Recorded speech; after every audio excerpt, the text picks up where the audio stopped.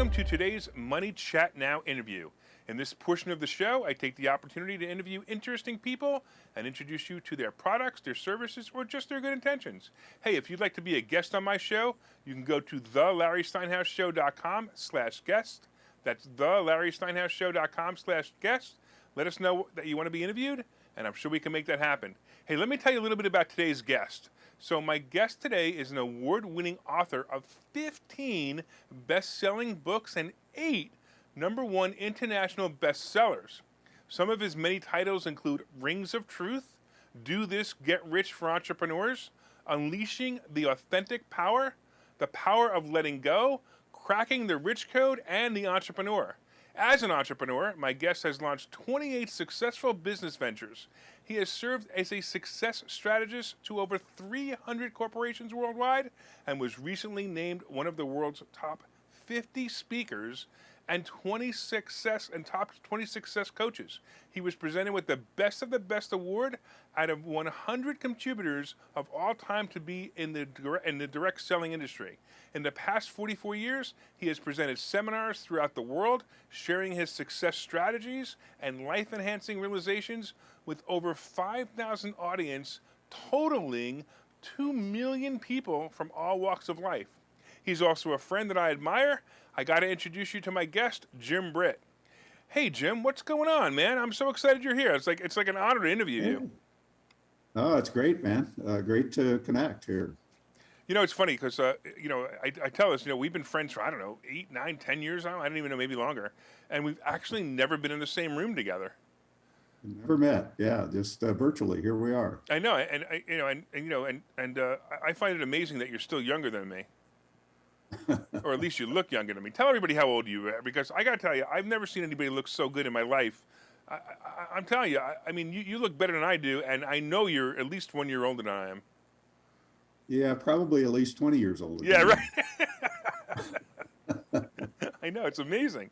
So I got to know, because you're like one of those guys who got started early in the industry. You were in the direct selling industry, and your story always fascinates me. I actually read it. I think I read it in one of your books. I can't remember which one, but how it all started. Why don't you tell the audience how it all started? Well, it's interesting when I look back on it, because I never planned doing what I'm doing. I never planned to write a book. I'm a high school dropout because of English is the reason I left school. So, I dropped out of school. I went to work in a gas station pumping gas, and then I got my dream job probably about 2 years into the pumping gas at a factory working on an assembly line. And I made $1.67 an hour. Wow. And there were 9,000 employees. They rated you on an efficiency rating. If you did under 85% efficiency, you got fired. And anything over that, you got into a little bonus pool, which was almost nothing. But I was running about 450% efficiency. So I was doing the work of 4.57 people, but still making $1.67 an hour. And I got introduced to a direct sales company. And long story short, I remember at the end of my first year, I'm standing looking out my kitchen window, and I didn't know what to do. I looked to the left where my driveway was, where my cars would normally parked, and both of them had been repoed. I looked to the right, and I could see the front door, and there was a notice on the door from the sheriff. Your home had been foreclosed. He said, you got to be out in 5 days by order of the sheriff. Wow. And all of my furniture had been taken except for a few sticks that we had. And I stood there and I thought, what am I going to do? I got a wife and a child. I'm going to be homeless in 5 days. I don't have a vehicle. Maybe I should go back to the factory. I thought about that for about 10 seconds. I'm going, no, I'm not going to give up. Now, keeping in mind over that year, that first year in the direct sales business, my commitment was to talk to 10 people every single day about my business and my product. And at the end of that year, standing there in my kitchen, I had talked to over 3,650 people, and I made one sale. Oh, no. And I said, I'm not going to give up. And as a result of it, it was like a series of miracles took place in the next 5 days. Wow. I had an opportunity presented to me by the one sale that I made had an opportunity presented to me that over the next 12 months earned me almost $500,000. Okay, wait a minute. Um, You gotta slow down a minute because I'm like blown away here. So first of all, you talked to over 3,600 people and you only made one sale. Were you like one literally the sale. worst salesperson on the planet? I was doing it all wrong. I had never sold anything. I didn't know what to do. I was out there just flapping my jaws, telling people what I have. And I was all excited, but nobody bought. I mean, I would imagine one or two people would have bought out of pity. Yeah, you would think so. But the one was somebody that I did some work for during high school, cleaning up around a construction site. And so he bought from me, needed the product. I sold him some carpet shampoo. Wow. And, I didn't know what to do. I really didn't. I mean, I was a youngster. I didn't know where to turn. Nobody I knew had any more money than I did. And I had 15 cents in my pocket that day. That's all I had. But this opportunity presented to me included a vehicle, expenses, a 3-bedroom furnished apartment. Whoa. And $300 a week coming in, which was more money than I'd ever made in my life. Okay, what was this? This is amazing. Well, then the second thing that happened was somebody knocked on my door that very day. And it was somebody from the company that I was working with. And he sat with me for 2 hours and taught me what I was doing wrong. Wow. And that business took off. So in the next 12 months, from 15 cents in my pocket, having talked to 3,650 people the prior year, to the next year, I was a millionaire. Wait, in 1 year you became a millionaire? Yep, 1 year. That's pretty impressive. Now, Well, I've been a and millionaire back 3 then, times. Yeah, a millionaire back then was A lot of money. I know. I got you. Yeah, sure. Yeah, Yeah, sure. Yeah, I've been a I millionaire thought I could 3 live the times. rest of my life. Yeah, I've also gone bankrupt and lost it all. So I do know like the rock bottom. And it's funny because we talk about rock bottom all the time. When you hit it, all of a sudden things happen. When you just give in and say, you know what, I'm going to just do it. Like it sounds like what you did. I'm just going to do it. Yeah. And now what do you do? I mean, I wouldn't give up because my only hope was either making that work or going back to the factory. Yeah. And that fellow that sat with me, it was very simple. I mean, he says, how do you know if you have a good prospect? And I said, I guess if they buy from you. And he said, no. How do you know if they're even a potential to buy from you? I said, I don't know. He said, obviously you don't. And he said, you got to arrive at 3 destinations. He said, do they have a pain or a problem? Do they want to solve it? And can you solve it? Yeah. And if you don't have all 3, you don't have a prospect. Absolutely true. And I said, well, how do I know if they have a pain or problem? He said, well, it's not out there flapping your jaws like you've been doing the last 12 months. He said, you got to ask questions and listen. And I said, what kind of questions? He said, it doesn't matter. I'm going, what? And he said, no, you want to get into a conversation. He said, if you meet somebody at a party, it may be a different conversation if you met somebody in a coffee shop or at church or someplace like that. So he said, you get into a conversation and you start asking them, what do they do about their family, about their hobbies, about different things. And he said, I guarantee you, if you ask questions and you really, really listen. And he said, if you're always thinking this, he said, in your life, he said, if you're always thinking this when you meet a new person, he said, you'll never lack for money, you'll never lack for friends, and you'll build a network worldwide. He said, here it is. If you live your life this way, every time you meet that person, ask yourself, what can I do to help this person?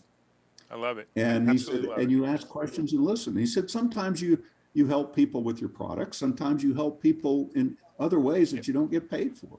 He said, it doesn't matter. You just always looking to help somebody. He said, and you'll get good at that. Just ask questions and listen. And let one question lead to the next until you know something about that person.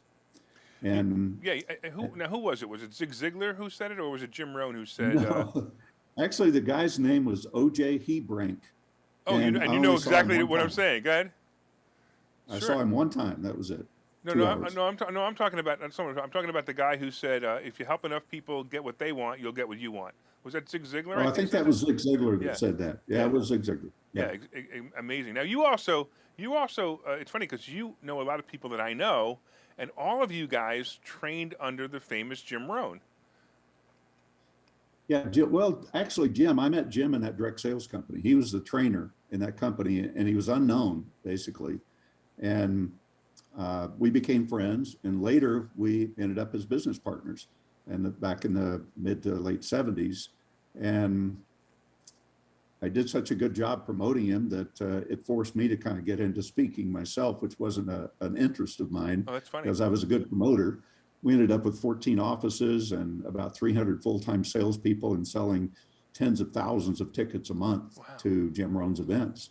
And that's where Jim actually became known. But yeah, he was a mentor. I never really looked at him as a mentor back then because, I was promoting him and he was our product. but yet when I look back now, I learned so much from him. And a lot of other speakers out there that were connected in the same way that I had no idea. When we went to Jim's memorial, there were probably 30 speakers there that gave Jim a lot of credit for where they are. Wow. I could just imagine the speeches if they're all speakers, Pretty wild. Yeah. I mean, Tony Robbins, Tony worked for me for about 4 years, I think, 4 to 5 years. He looked up to Jim as a mentor, and I was more of his trainer and coach, I guess. But yeah, we still stay in touch today, and he's done quite well. Yeah, I think he does some kind of speaking or something, right? I'm kidding. Yeah. Yeah, he's pretty impressive. You're very connected. You're also connected to T. Harv Eker too, aren't you? Oh yeah. Harv and I are good friends, and I mean, back when I started, I kind of intuitively thought, well, I need to brand myself, and how do I do that? I didn't call it branding. I just needed a way to become known. So I went and met all of the top speakers in the country. I flew to New York and met with Earl Nightingale, had dinner with him, did 3 seminars with Earl. Og Mandino was there, did some seminars with him. Brian Tracy, Dennis Waitley, and I had a business together, and we did seminars together. Same with Tom Hopkins and different people out there that I connected with to be able to say I got on stage with these guys, and that was kind of how I. When are you inviting me on stage with you? What was that? When are you inviting me on stage with you? Well, you're invited anytime. Come on out. I'm coming. You just let me know the day. I'll be there. I absolutely will be there. I know I put you on the spot, so now the entire world just heard you say that you will bring me on stage. So I'm going to be on stage with you. Absolutely. You just let me know. And if T. Harv Eker's there and Tony Robbins is there and all those guys, that would be even more impressive, Jim. That would be. Yeah. Hey, hold on, Jim. We're going to take a quick break, and then we're going to come back. So we're going to take a break here, and when we get back, Jim and I are going to be discussing some of the traits that all successful people have in common, and I'm wondering if you out there have any of them, and we're going to find out after this. We'll be right back. Okay, so you thought about buying and selling real estate. You've thought about investing in the stock market, but don't know where to start. Well, what if you could find a place to unlock strategies to master both real estate and the stock market, all without the headache? That place is Investor Schooling, hosted by Larry Steinhouse, an expert in real estate, financial literacy, and the ins and outs of the stock market. You can attend Investor Schooling in person or online 8 times a month. You can and will learn how to make money in real estate, and you will learn mastery of stock techniques such as options and covered calls. You will even get a chance to ask one of your burning questions to the stock options sultan, the master of picks and plays. Call 866-424-2829 for free information and receive a complimentary pass to attend classes, or register online at investorschooling.com. Don't delay. These passes are limited. So what are you waiting for? Call 866-424-2829. That's 866-424-2829. Or visit investorschooling.com. That's investorschooling.com.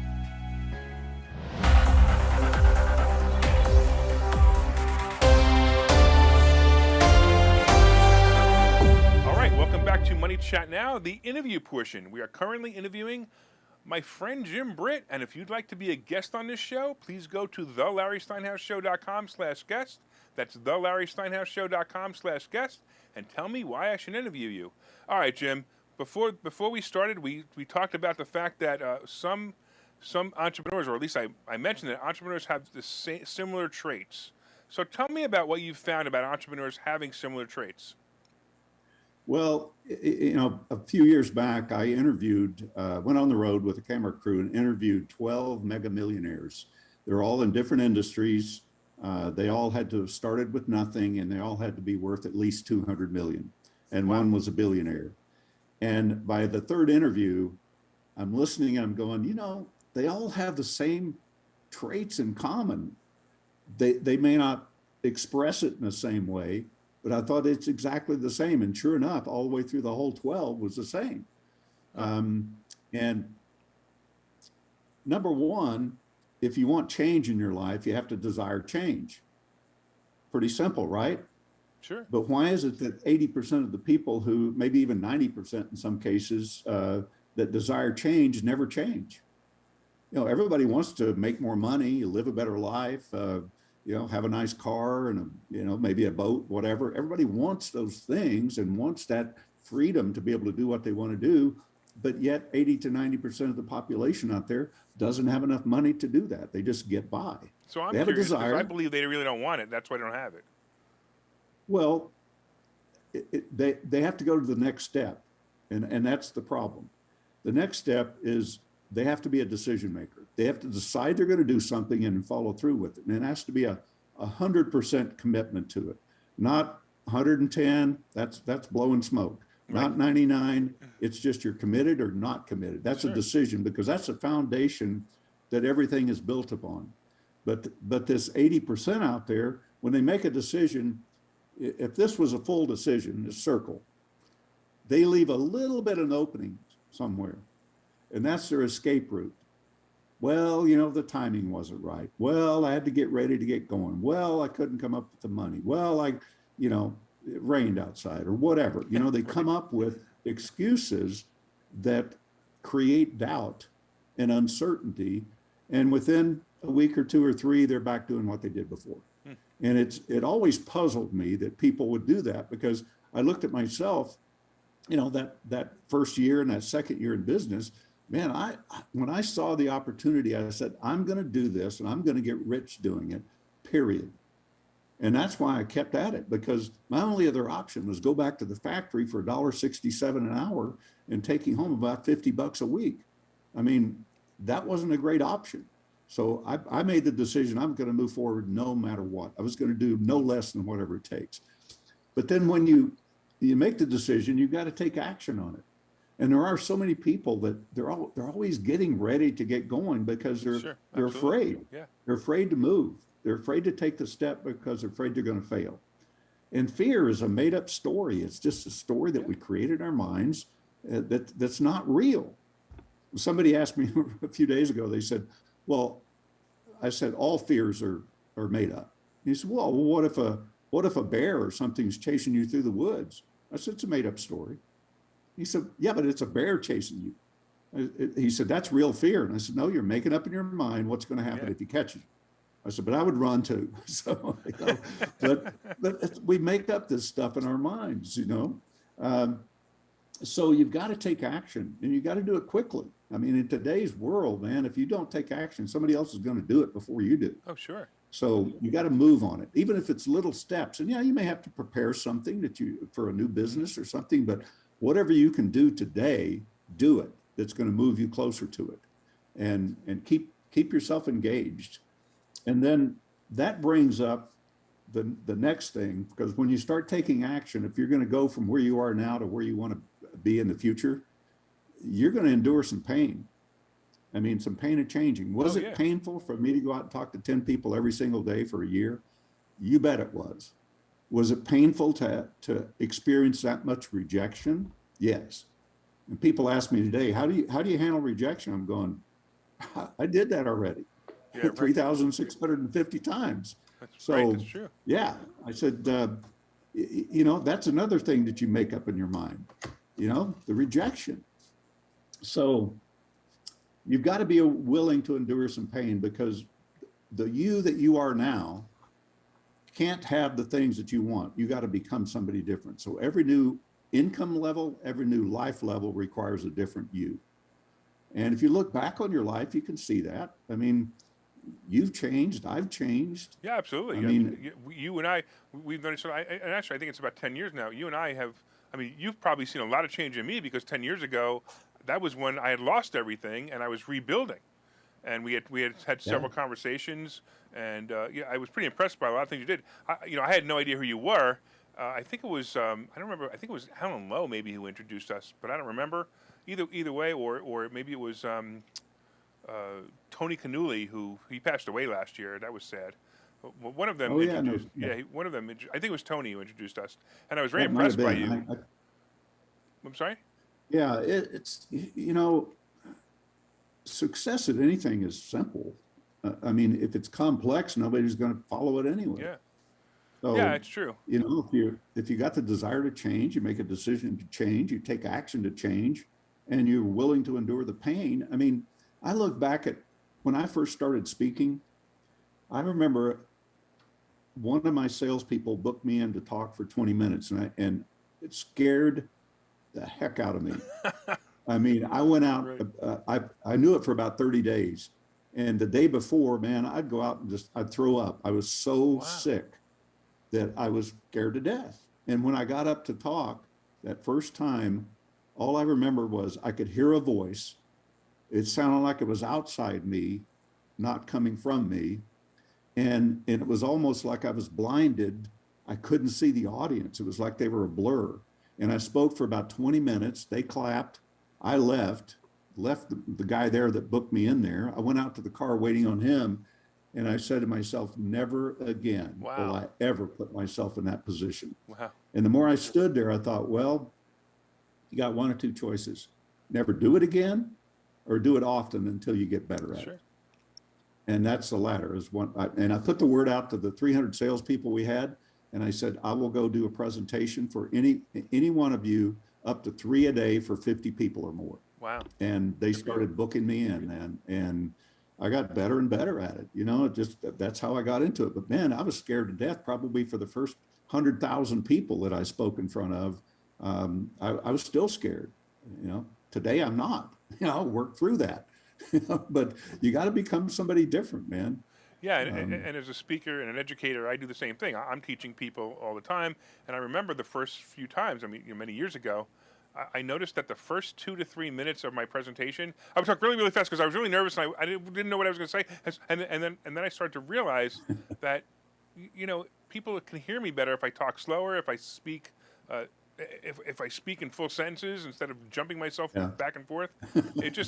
It just changed. And then I started going on the radio every day. And when I went on the radio every day, the same thing. The first couple of times I went on the radio, I did the same thing. I spoke really fast. And then I realized, okay, slow it down. In fact, I remember there was something that you taught me, which is hysterical, because I use it all the time now. I use a teleprompter all the time now. And it was something that you had said on a video when I first met you. You looked at my video and you actually said, your video's awful. You need to use a teleprompter because you look like you're reading. I don't remember exactly what it was, the way you said it, and I was like, okay, so I got a teleprompter and I started using it, and sure enough, I got so much better. All right, we have about 2 more minutes, but so tell me a little bit about Cracking the Rich Code, because I know that that's where you were going, and this series of books that you created is phenomenal. Yeah, well, Cracking the Rich Code, I have a series I'm doing with Kevin Harrington from the TV show Shark Tank, and Tony Robbins endorsed the series.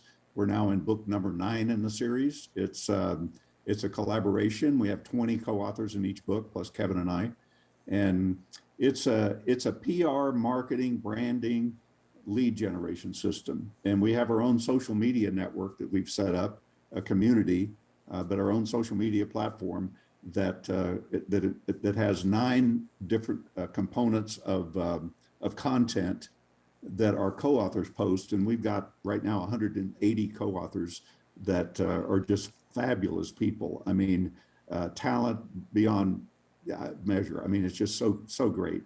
And so that's part of the book series. So we're always looking for co-authors to be able to contribute, usually coaches, speakers, entrepreneurs, people generally looking to help other people is kind of the type of person we're looking for.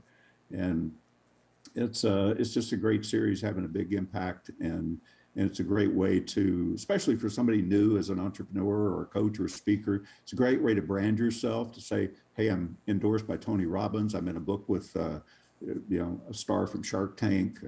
All of our books are #1 international bestsellers. Anyway, it's a fabulous opportunity. And they get to know you, and that's the best part. Yeah, and I'm a part of it too. So yeah, yeah. I So mean, it's I know of Tony Robbins. I've actually been to Brian Tracy's house, but I know of Brian. I'm sorry, I know of Tony Robbins, but I've never met him. I know you're a nice guy. I just don't know if Tony Robbins is a nice guy. I just know you are. yeah. Tony's a nice guy. He's got a I'm sure different he is. style than I I'm do, sure he but is. Yeah, I'm sure he is. yeah, he's a nice guy. He's probably similar But to yeah, my it's just style in your face. You're a very humble guy. I'm a very in your face kind of guy.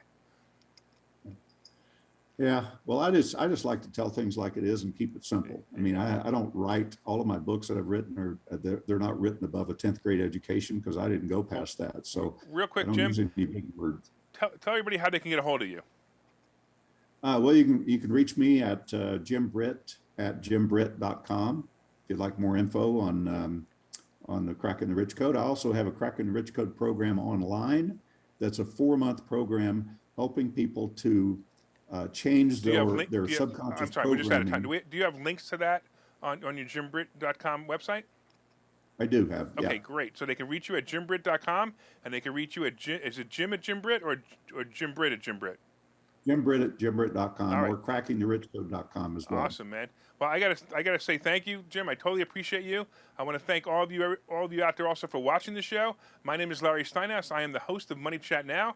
Money Chat Now is live every morning at 7:30 a.m. and you can find us on Facebook, LinkedIn, Twitter, and YouTube. And of course, if you'd like to be a guest on the show, go to thelarrysteinhouseshow.com/guest and make it a profitable day.